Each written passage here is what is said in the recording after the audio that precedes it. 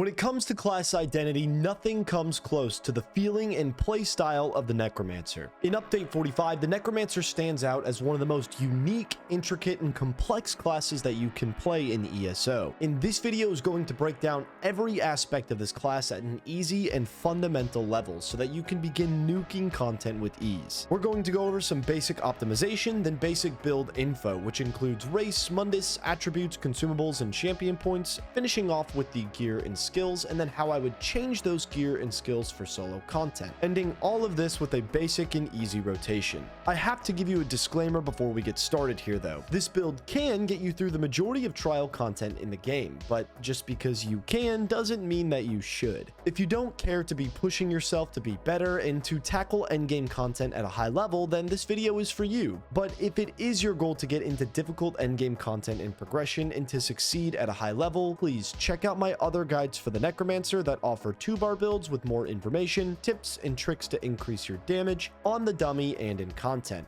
Even check out the website where I have a massive guide that gives you everything that you need to know about this class, from all the different gears, skill setups, the fundamentals of dealing damage on this class, etc. A 1-bar build might feel easier, and to some degree it is, but the 2-bar setups are not difficult. ESO in general is not a difficult game, it's just different. And the reason any new player in ESO struggles to produce high-level DPS is rarely skill related. It's simply a knowledge issue, and this channel can close that knowledge gap for you with advice that's real and applicable to raiding. There are lots of fantastic content creators and teachers out there, but this is the only channel on YouTube that can give you tried and tested advice based on real record pushes that I personally have been a part of with this class. Nobody can offer that to you like I can. With that out of the way, before we dive into the setup, we need to understand how to optimize some stats on this build a little bit more for certain situations. The two most important stats for PvE damage dealing on the Stamcrow are penetration and critical damage. Penetration is a stat that fights directly against armor. Dungeon and trial enemies all have 18,200 armor, and solo arena enemies vary a little bit, having anywhere between 8k and 18,200. This armor value decreases the amount of damage that you do to an enemy significantly, and penetration is a stat that represents how much of that armor we ignore. So in most situations, getting our penetration to 18,200 is going to be one of the best ways that we can increase our damage. But going over that number is going to add literally zero value. Critical damage is a modifier that tells us how much increased damage we do when we hit a critical strike. This is separate from crit chance, which is a stat that measures how likely we are to hit a critical strike. We start with a base crit damage value of 50%, so when we crit, we will do 50% increased damage. This number can go all the way up to 125%, which ends up being an insanely massive increase to our damage output. But again, like penetration, this is capped, so going over 125% will add zero value. Now, the reason that we need to know all of this is because the game does a very poor job of indicating how much of these stats we actually have. The character sheet is extremely unreliable. I mean, for example, it doesn't even show the base 50% crit damage that each character starts out with for being level 50. It only shows the stats that we add on to that base. In addition to this, in 4-man and in 12-man content, the tanks and healers usually provide a ton of buffs and debuffs that increase both our penetration and critical damage, most of which are not reflected in the character sheet. A debuff like Major Breach, for example, decreases target armor by 6k and will only affect our target. It's not going to buff our actual stats, so it will not appear in that character sheet. So on console, we need to do a little bit of math, and on PC, we can use the add-on combat metrics to tell us what these stats actually are. This is important because these builds are built around the 21 mil dummy, which offers the most common buffs and debuffs that we should be receiving in these environments. If you don't want to rely on these, that's totally okay. I'll provide some alternatives at the end of the build that maximize these stats a bit better, now specifically for solo content, so that you don't have to rely on anybody else. However, this is ESO, and teamwork is encouraged and by far the best way to tackle content. As an important note though, just because these are the best and most important stats doesn't mean that these are the stats that we solely attempt to maximize. Since they both have a cap, we will optimize our damage the best by getting as close to these caps as possible, but going over them likely means that we can allocate some resources into some other stats to optimize our damage a bit further.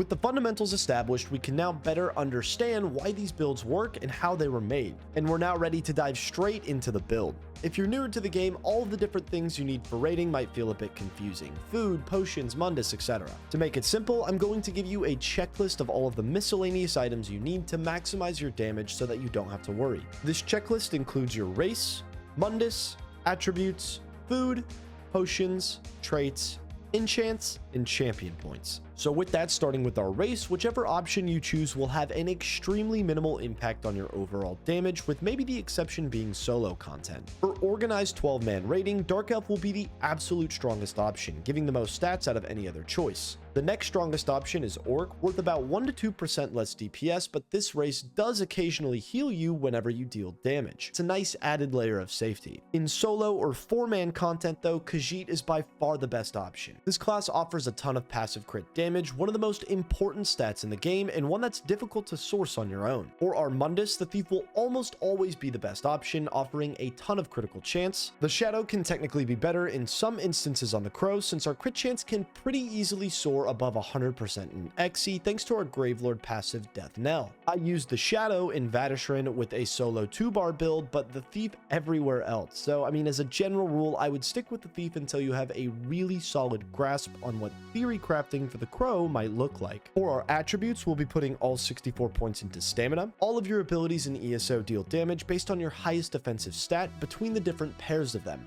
weapon or spell damage, weapon or spell crit, and max mag or stamina. So if your stam pool is 1 point higher than your mag pool, for example, all of your abilities will choose to scale off of stamina instead of magicka. Therefore, we'll see the highest DPS increase by putting all of our points into one pool. For our consumables, we will use food and potions to do two main things: increase our max stats and therefore damage, and to help with any sustain issues that we might have. If you have sustain issues, you can use food to solve your problem. However, most sustain issues come from a poor rotation, so I would attempt to solve your problem there first, and only use food to solve sustain issues as a last resort. For straight damage, the green max stam food options will be the best. However, most players tend to run blue max stam max health food, mainly because it offers only a little less max stam but a ton of health. One of few situations where the amount of survivability that we gain is worth the small amount of damage that we lose. If you're struggling with sustain, you can use Lava Foot, which offers max stam and a ton of stamina recovery, or Artaeum Takeaway Broth, which gives less stam and recovery but offers some health. For our potions, there are two main options to choose from. Heroism potions have the highest damage potential, restoring mag and stam when consumed, but also offering minor heroism, which gives us some extra ult gen. These are very expensive though, so simple tripots will work fine, simply for the sake of having something to restore our mag and stam. Running either of these options is only possible though when we source our major crit chance buffs through a skill like Detonating Siphon, and our major weapon and spell damage buffs with a skill like Skeletal Archer. In 12-man content, the major weapon and spell damage buffs are usually provided to you by a DK running igneous weapons, but in solo content, where we will replace Archer with a heal, you might have to run the Alliance Battle Draft to source this essential buff, unless you're getting it from somewhere else like the Oakensoul Mythic, for example.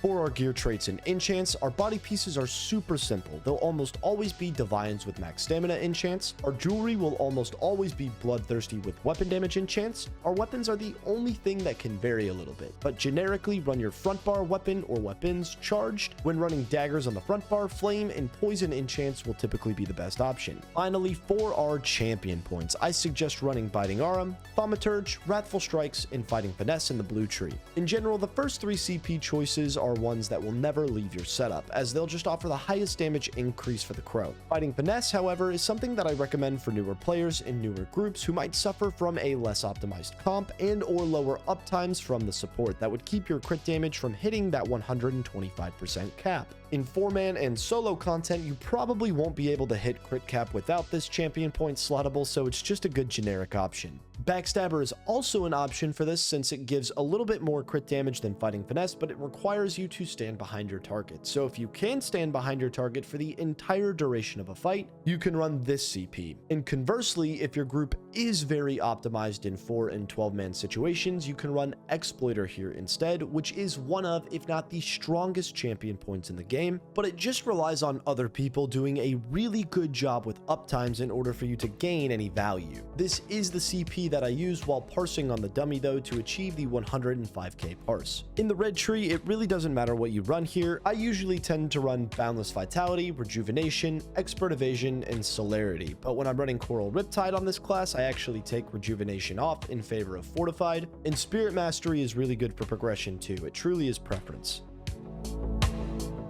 And finally, let's talk about the gear, skills, and rotation. I'm going to provide you with a main build oriented towards 12-man content, and then I'll discuss the changes that I'd make to the build to optimize it for solo and 4-man a bit more. We will opt to run Corpse Burster, the Velathier Mage's Amulet, one piece of the Slimecraw monster set, and finally, I have Coral Riptide listed as the second 5-piece set, but I'll talk about some easier and non-trial alternatives that will work fine as well. Starting with our first 5-piece from the Infinite Archive, Corpse Burster is our main set and is responsible for a massive chunk of DPS output for the Necromancer. Corpse Burster does a massive tick of damage in an AoE radius whenever you consume a corpse, which is done by using either Siphon or Boneyard. This damage is amplified per Gravelord ability slotted, and maximizing damage with this set means creating and consuming as many corpses as possible. The rest of the gear setup is built around increasing the damage of our strongest sources of DPS, that mainly being Corpse Burster and Blast Bones. Velothi will do just that, increasing our damage done by a whopping 15% at the cost of reduced light attack damage. This trade-off is well worthwhile though. We don't have room for a full monster set, so we will slot one-piece Slimecraw, which offers the strongest one-piece bonus in the game.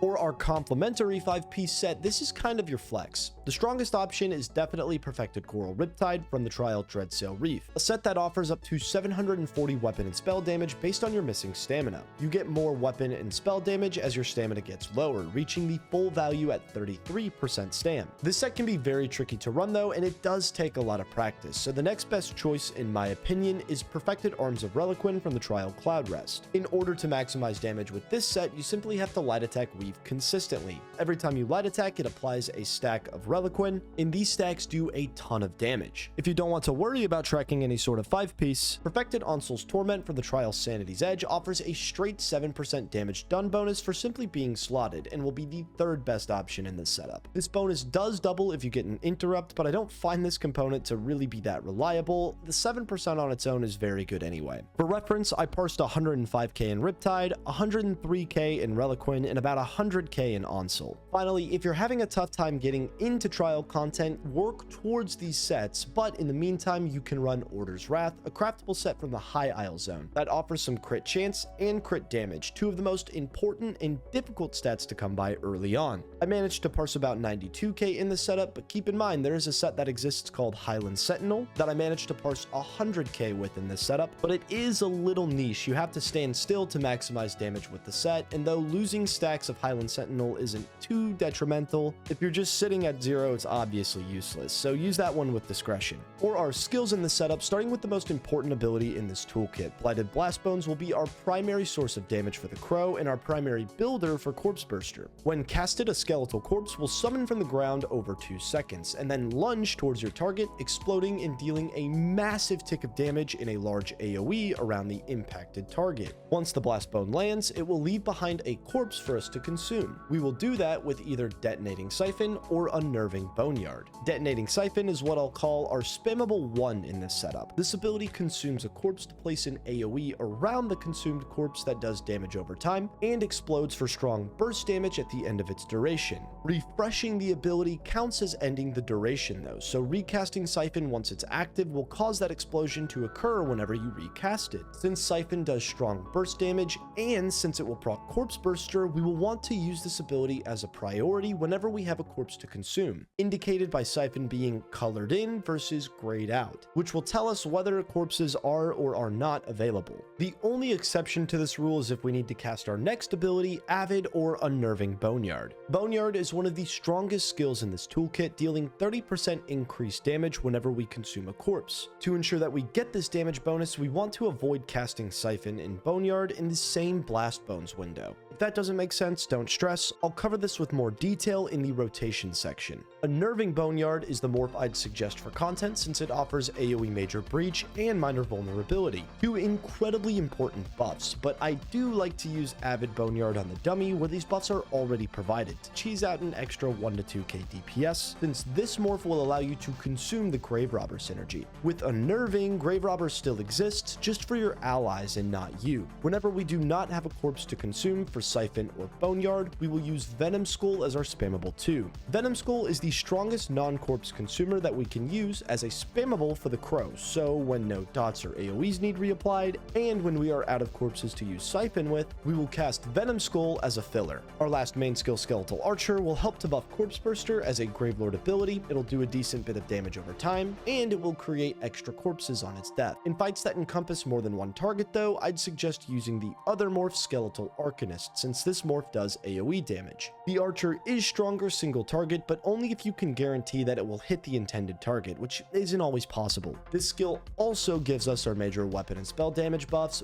but is also our flex slot, so if we replace it with something for survivability, we'll have to run weapon power potions to source these buffs instead. Finally, our ultimate of choice will be Shooting Star. This is simply the strongest ult that the Crow has access to, doing a massive tick of damage on impact and leaving behind a small AoE that also does a ton of damage over 10 seconds. For survivability, I'd recommend one of two skills to use over Skeletal Archer if you need it. Intensive Mender is the best heal over time for the Stam Crow. A heal over time like Mender is good for fights where you might be constantly under pressure, where it will become worth using one skill cast to activate an ability that's going to heal a decent bit over a decent period of time so that you can continue to deal damage as opposed to spamming a single burst heal, for example. For situations that do require big burst healing though, I would suggest running either Resolving Vigor or Resistant Flesh. Resolving Vigor is a strong stam-based heal that will restore a ton of health over 5 seconds, and Resistant Flesh is a good one-time burst heal that will bring you from 0 to 100% in one cast. Casting the skill does place Defile on you for a little bit though, decreasing your healing received, but this is way scarier than it sounds, I promise, don't worry about this. I personally prefer to use the Mender because it costs mag, but I will use Resolving for more damage intensive fights, but find your preference and what works best for you. If your primary use out of this build is going to revolve around solo or 4-man content as opposed to 12-man, I would suggest making a few slight tweaks. Sourcing pen and crit damage on your own is a lot more difficult in solo content, so we need to find efficient places to source more pen and crit damage. Referring to our basic build checklist, I would strongly advise choosing Khajiit as your race for this reason,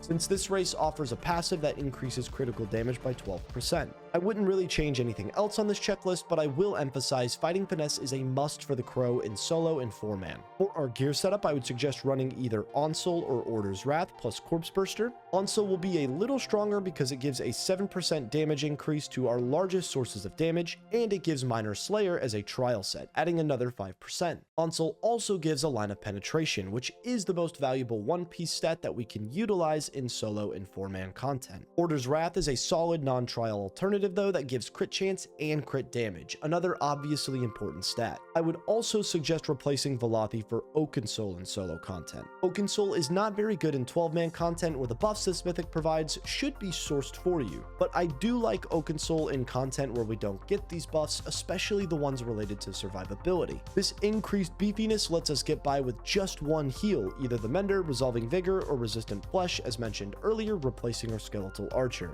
And though it is technically a damage loss over Velothi, even in a 1-bar setup, it does give us the ability to only run one heal as opposed to needing 2, so it becomes a net damage increase. And finally, getting into the rotation for this build, I'd suggest activating Detonating Siphon on a different target so that you can go into the fight with your crit chance buffs active. In this rotation, if you're not running Archer, simply cast Skull instead. So we'll start with a pre-buff of Blast Bones, Archer, Shooting Star. Then we will throw our first light attack, signaling the opening of the parse. The opening and rotation for the builds are very similar. Our rotation will start with Blast Bones, Boneyard, Archer, Blast Bones, Siphon, Skull, and at this point, all of our dots are active, so you will cast the Blast Bones, Siphon, Skull sequence one more time, and then cast Blast Bones, Boneyard, Skull finishing with the Blastbone Siphon Skull sequence 2 more times, and then we will repeat. For the opening, we will simply skip the Archer since we casted it in the pre-buff and do a Skull instead. So looking at it all in one clean example, we'll pre-buff with Blastbones, Archer, Shooting Star, then open with Blastbones, Boneyard, Skull, and remember, think about the Necromancer rotation in series of 2. We cast 2 skills per Blastbones to create a Blastbones series, and we will do 1 dot series, the ones that include Boneyard, followed by 2 spam series, that is Blastbone, Siphon, Skull. So after we finish the opening, the rotation simply goes Blastbones, Boneyard, Archer, then spam Blastbones, Siphon, Skull, spam again, Blastbones, Siphon, Skull, then 1 dot, Blastbones, Boneyard, Skull, then 2 spams, Blastbones, Siphon, Skull, Blastbones, Siphon, Skull, and we repeat this rotation until the dummy dies. Some brief combat tips for this class. Number 1, make sure that you're tracking corpses. You can tell whether or not you have a corpse available to consume based on Siphon. If the skill is blacked out, you have no corpses, so cast a Skull instead of a Boneyard or Siphon. If it's not blacked out, you are free to cast a skill that consumes a corpse. You can use this to your advantage because when our Archer expires, it will leave behind a corpse, so you might be able to cast an extra Siphon to get Corpse Burster to proc an additional time. I would largely avoid pairing Boneyard and Siphon together because if you cast Boneyard without a corpse, it's really a waste of a cast. No Corpse Burster, less damage with Boneyard, etc. If you are aware that you have a corpse from that Archer though, using Siphon on that corpse in particular can kind of make your character turn out of whack and slow down your weaving. So if you want to maximize damage with a slightly more dynamic rotation, you can cast Siphon followed by Boneyard to consume the corpse that will be out to your left to get an extra Corpse Burster proc. Finally, you'll notice that there are a lot of Blastbones in this rotation. Casting Blastbones on cooldown is so important. It is truly the pillar of the entire rotation. Make sure that you are staying close enough to your target so that Blastbones is available 1 in 3 skill casts. Staying too far away and making Blastbones a 1 in 4 skill cast really decreases the DPS potential of the Crow. It's a massive loss. You can also sometimes squeeze out an extra 1 to 2k by knowing that Blastbones takes a few seconds to land. If you get to the very end of your parse and you're only at 200k for example, casting a Blastbones and then a Siphon is going to be useless because the Siphon cast is probably going to kill the target before the Blastbones even lands. So you could have just casted Siphon and killed it earlier, right? We can keep an eye on that health and cast 1 or 2 extra Siphons or even a Siphon Skull to